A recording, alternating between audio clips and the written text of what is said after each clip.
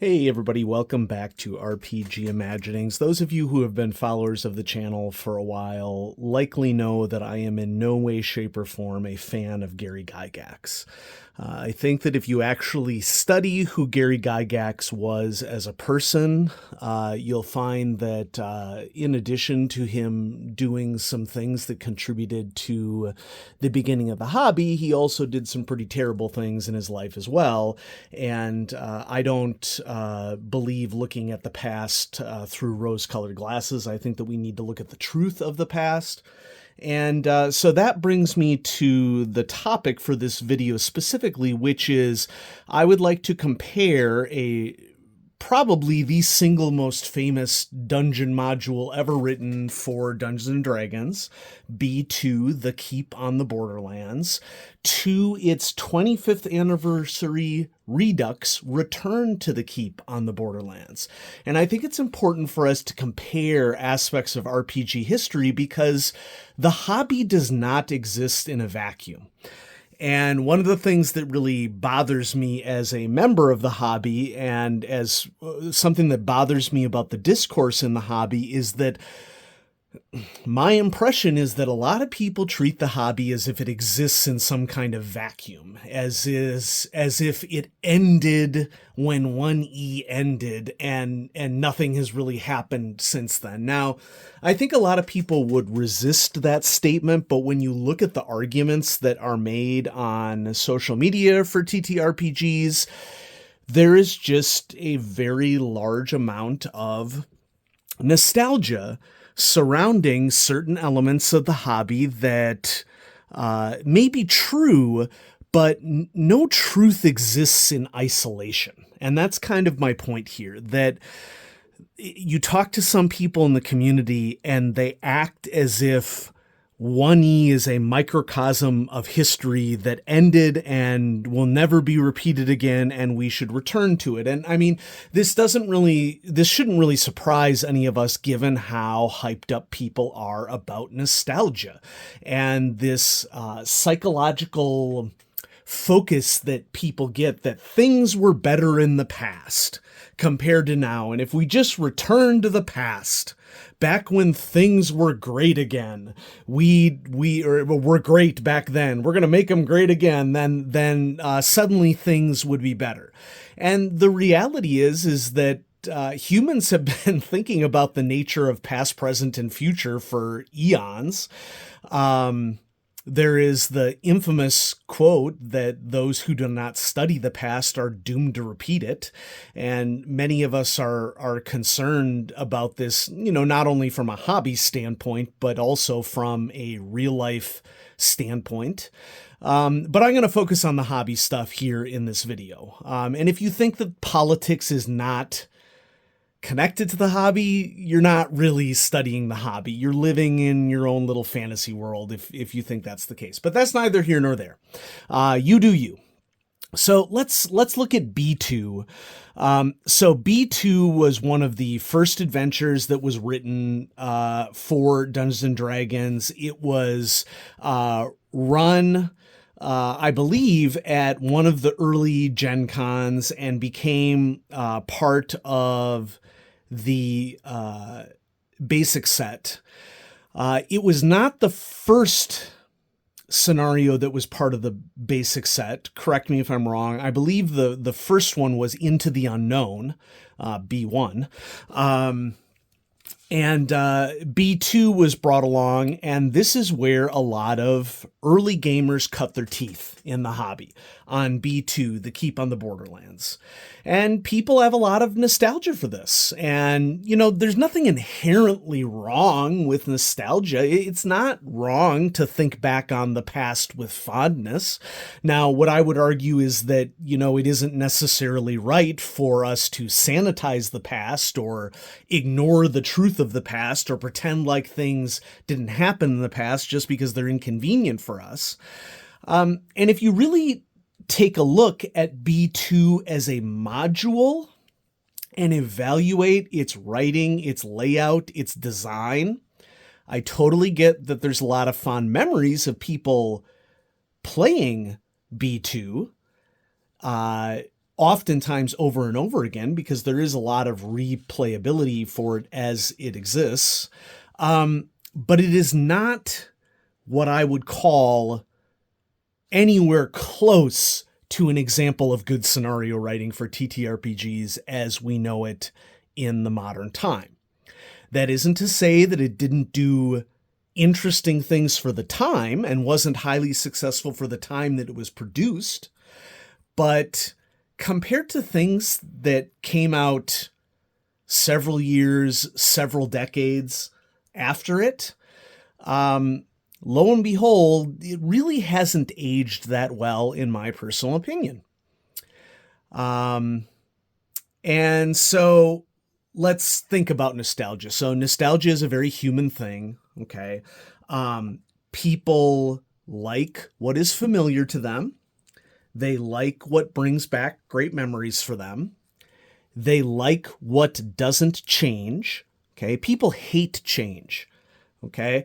If you work for any sort of organization in a leadership structure or are involved in collaboration in any way, shape, or form of trying to reform within an organization, you're going to learn right quick that people hate change. Okay. If you haven't already figured that out. And the problem with a laser focus on nostalgia is that it shuts you out of the improvements that can come from collaboration, research, and people getting better at things.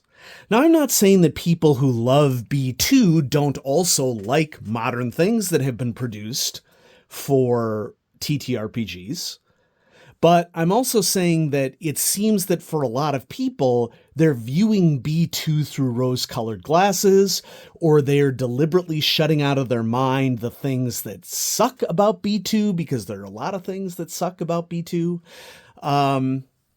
Or they just don't want to talk about those things because they want to focus on the nostalgia. And I mean, ultimately, folks, you do you. I'm not at your table. You can do whatever you want at your table.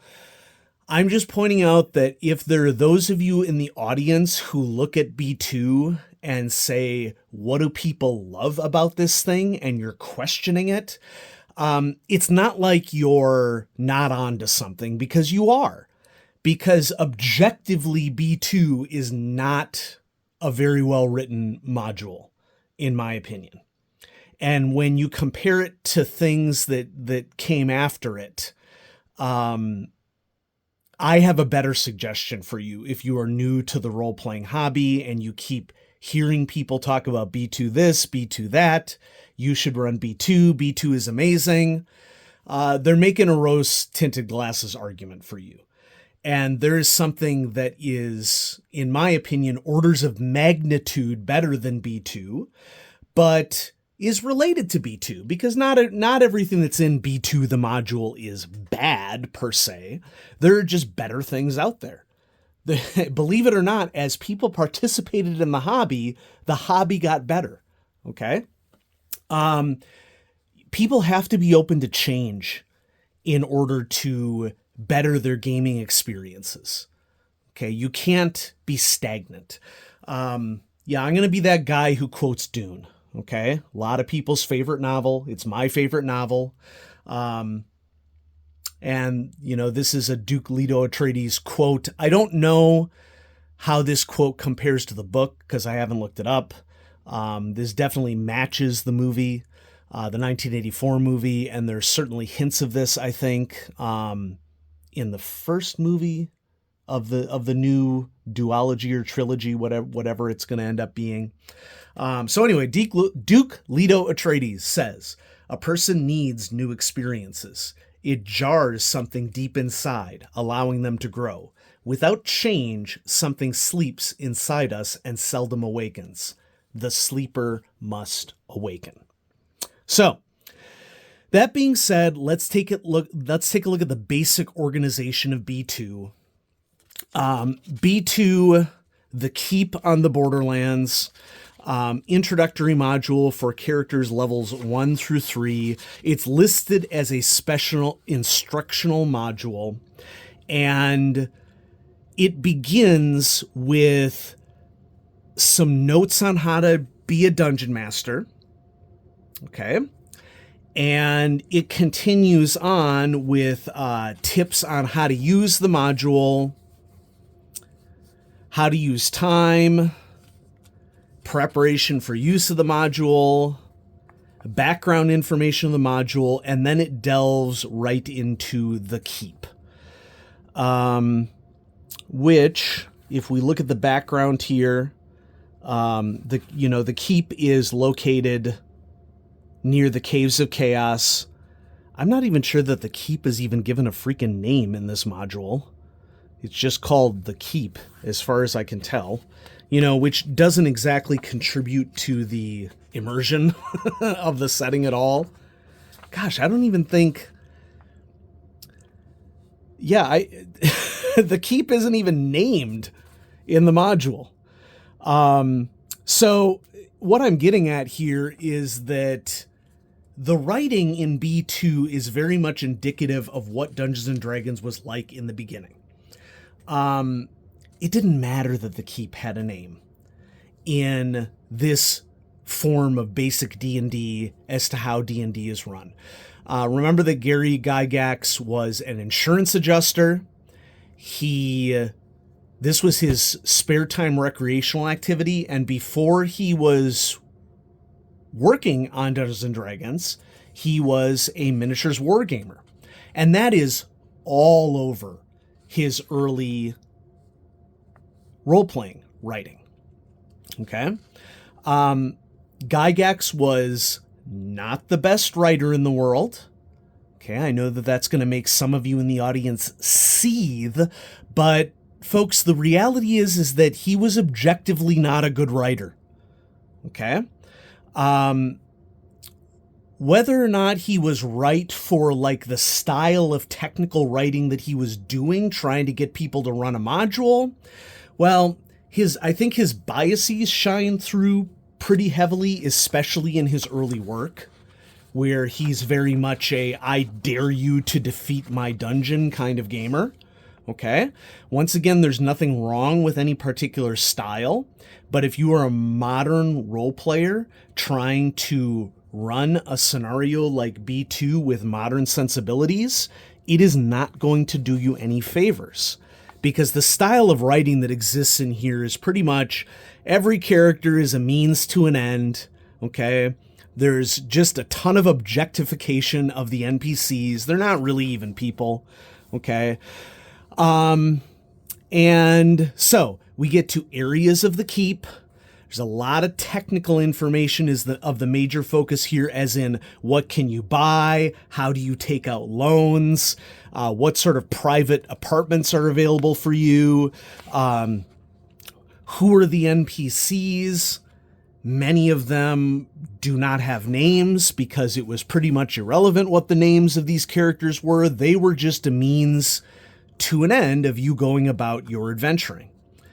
And if you like the style of adventuring that was common at the time of taking in your torches and your 50 feet of rope and grinding out a dungeon to get treasure for experience, then that's perfectly fine. But the hobby has come so far since then. Okay? So we have our short little section here, Adventures Outside the Keep, including my personal favorite for B2, which is the Mad Hermit. Okay, there's a solitary hermit that's living in a tree somewhere outside the area. And here's the map of the outside area. This is a very short section. And then we get to the Caves of Chaos. And the Caves of Chaos are okay, so here's the map of the keep. Okay, and the different locations.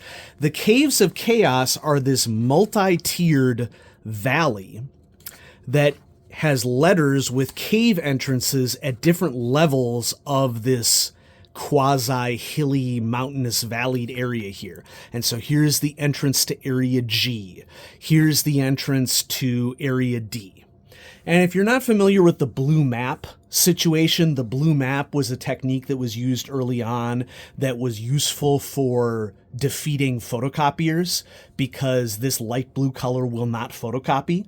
And so it was harder for you to share the scenario with other people through photocopying because of these blue maps. Now you'll notice here that there's sort of this outline of the surface world, but then in white here are all of the internal passages of any given cave. So if this is the entrance of B, you have all these passages that are connected to B and are numbered. If this is A, same thing. Some of these are connected together. So for example, the D structure is connected to E, is connected to F. Okay? And pretty much the rest of the module is focused on what is inside the different cave systems. But as is typical for BASIC, most of what you get here is just some little sort of guess what we're thinking puzzles that are present here, and a notation of what monsters are present and what sort of treasure you can get in any given room, because that's what the purpose of a module was, to go into a place and kill things and take their stuff. And so there's more tips here and a glossary and some advice on designing floor plans. And here is the floor plan of the inn, okay, that you can stay in the keep. And that's pretty much what it is, okay? Keep on the Borderlands, B2. It isn't terrible, but it is certainly indicative of an early module that was published for a new hobby. And since BASIC and Expert, since BECME, since the early days of Dungeons and Dragons, a lot of stuff has happened in the hobby. And a lot of that stuff has been accompanied by more professional writing, more professional layout, more professional art. Okay? Nothing against anyone who worked on any product of the past, but I think that anybody who is a reasonable human being who worked on BASIC and looks back at BASIC, they will acknowledge to you that they were amateurs and they were doing amateur work. And there's nothing wrong with amateurs doing amateur work. There are tons of amateurs doing amateur work in the hobby today. Heck, I'm one of them. Okay? The scenarios that I've published on Miskatonic Repository, that's amateur work. I've never pretended like it's professional work. Okay? But I'm realistic about the fact that it's amateur work. And if anything, if you vehemently disagree with my idea that B2 is amateur work, I would encourage you to pick up one of my scenarios on the Miskatonic Repository, read it, compare it to B2, and ask yourself if B2 is professional work or amateur work. Okay? B2 is amateur work. Okay? Gary Gygax was an insurance writer. Okay? He was not a professional writer. That doesn't mean that there weren't things that he did well. But there were certainly a ton of things that he could improve upon. And my concern about this idea of nostalgia in the hobby is that some members of the hobby seem to get so hyper-focused on the nostalgia that they become a bit neglectful of how much we have enriched and improved and enhanced the hobby since first edition. Okay, I view first edition as the trial run of the hobby. I view Metamorphosis Alpha as the trial run of the hobby. I mean, folks, seriously, read Starship Warden. It is one of the worst written books I've ever read. Okay, no disrespect to Jim Ward. Okay, but it's amateur writing. So, I support your nostalgia. I support you getting whatever you want to get out of a game. But, maybe for people who are new to the hobby, we shouldn't lie to them about how good things are from the past. Okay? If I get a new member of the hobby, you better believe there's no way in heck I'm going to recommend B2 to them. Because in the context of what's been published since, it's an absolute trash module. It sucks big time. Now, That being said, what I would recommend to someone new to the hobby who's looking to get a feel of the past while simultaneously getting a window into a more modern take on role-playing, I would highly recommend the second edition adventure Return to the Keep on the Borderlands. And it doesn't matter what scenario, what system you're running for any of this, folks. It's so easy to convert old systems to new systems. And if you aren't sure, you just guess. Okay, there's no TTRPG police looking over your shoulder deciding if you're converting something properly. I guarantee you. It's your table, so you can do whatever you want. I find it interesting that when people, will tend to talk about your table a lot, they'll tend to talk about it in a very personal context. Like, well, I would never do that at my table, so you can't do that at your table. We need to be open to the possibility that there are lots of different ways to have fun role-playing. So let's take a look at Return to the Keep on the Borderlands. So for the silver anniversary, TSR, right before, or actually I would argue maybe during the acquisition from Wizards of the Coast, TSR published silver anniversary modules for Advanced Dungeons & Dragons 2nd edition. So this is a 2E product. It's listed as a Greyhawk adventure written by John D. Ratliff. And he expanded Keep on the Borderlands for this product, Return to the Keep on the Borderlands. And I know some of you in the audience, all of you exceptionalists and edgelords out there are like, he had so many resources at his command. Well, yeah, exactly. When you have more resources at your command and you can hire more talent and better talent, you can do much more amazing things. Okay?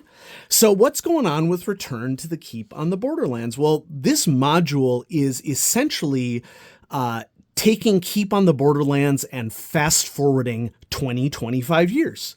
Just like we're fast forwarding 20 to 25 years in the real world, this fast forwards the module 20 to 25 years within that setting.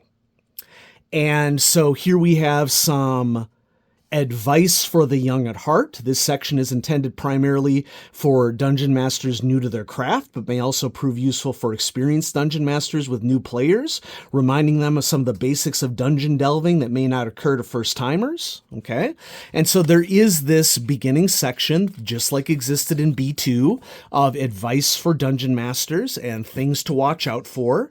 And some of this advice is old school advice. Some of it is more updated for a modern era. Okay. Roughly the same page count. Layout is a lot more open because the font size, I believe, is larger. Correct me on that. If we just do a quick comparison, still 2-column. Okay. But, it's a much nicer looking layout, in my opinion, than with much crisper text because, we have better printer processing 25 years later. Okay. Then we get to the keep itself. And just like the prior module, we have this keep, but the backstory of the keep is fleshed out so much, much more, especially in the NPC and character area, which is particularly useful for helping role-playing keep role-playing alive and thriving at your table. So we have a lovely, very crisp, updated map of Kendall Keep, which the keep now gets a name. And then very, very detailed, much more detailed segments of different areas with readout boxes for many of them that did not exist in the past. Okay. So still very text heavy, but this text is giving you a wealth of options of what you can explore. In fact, I would argue that just going off of the material that is provided for the keep in Return to the Keep on the Borderlands, you can get several adventures worth of investigation just out of the keep. That was definitely not the case for B2. Now, of course, you could have invented that stuff for B2, and I'm sure many of you did. And once again, if you enjoyed yourselves, I support you. But for somebody who's picking up the hobby for the first time and wants to have the best of all worlds and rely upon how much the hobby has improved over time, Return to the Keep on the Borderlands is going to give them the kind of background information and preparation that they can draw on and be a lot more successful without having to invent it. And that's particularly useful here because most of these locations are connected to each other in some way, shape, or form. There are motivations for these NPCs. They have friendships. They have jobs that they're responsible for. There's a section here on potential henchmen and allies that the players could recruit. This is completely new and did not exist at all in B2. And many of these characters have really interesting backstories. Let's just highlight one that many people of the 1E era are likely to acknowledge, Dubricus de Amberville. Okay, so we have a member of the Amber family present in this module. That's a little throwback to Castle Amber, a very famous 1E adventure. In fact, my favorite 1E adventure. Okay, which that was published long after B2 Keep on the Borderlands was published. Not this module, but the first one that I showed you. And is reflective of the sort of creativity that came out of people thinking about role-playing as much, much more than a dungeon crawl. Okay? Lots of text on adventures in town. Okay? Assassin's Challenge. And then various other aspects of this that are not only connected to the keep, but are also connected to aspects of the wilderness. We have an updated wilderness map, including new locations that never existed in the original module.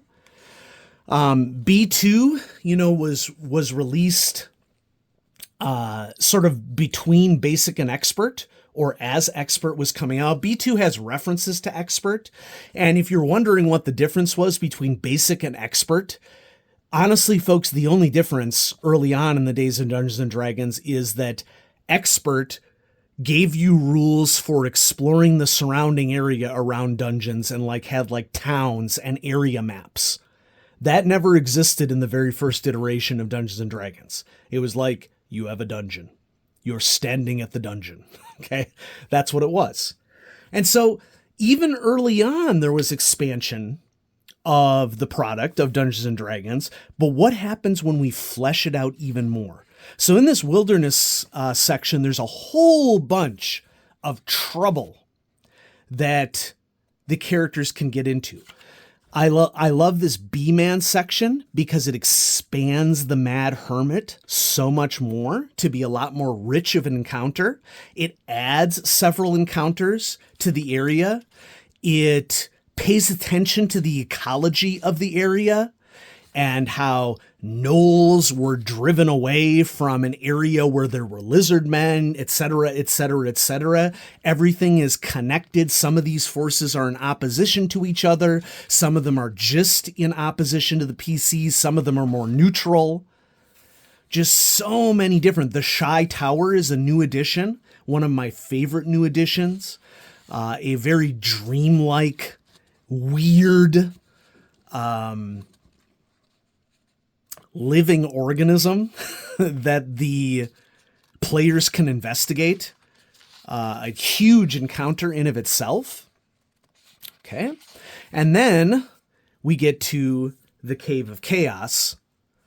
And the cave, just like it was in B2, B2 Keep on the Borderlands, we have a map of the Cave of Chaos, but notice how there's so much more contrast here between the actual cave systems and the outer area. We have trees sort of showing that there's this upper world location and then the underground. And then if you look closely, there are these red hashed lines here, and these are underground passageways that exist between different aspects of the cave system that players can sort of discover as they go. Okay. Labeling is a lot more clear. There's a much more detailed key than there was before. Full color map. Very nice. Okay. This just makes it so much easier for the DM to run. Okay. And then the remainder of the module, the next 32 pages, is all devoted to the cave system. And every location that was detailed in B2 is altered, fleshed out. NPCs and monsters are given motivations and goals and can serve as foils for the PCs, potential allies. There's just a lot more richness to the type of engagement that characters can do with this updated cave system. These aren't just modules where this isn't just a module where you kill things and take their stuff.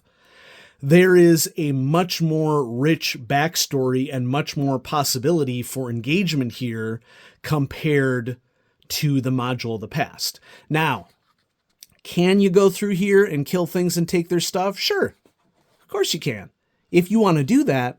But for a lot of people, there's so much more to role-playing than just killing stuff, killing things and taking their stuff. I mean, honestly, folks, if I want to get into a mechanics war, a math war with something, I'll play video games. That's just my personal opinion. Okay. I know that many people like classic dungeon crawling style for things like this, and you do you. That's entirely up to you. But I want to sometimes interact with an NPC and attempt to negotiate with them. Okay. And so there's so much more detail in Return to Keep on the Borderlands, including, as mentioned prior, readout boxes to help you with players.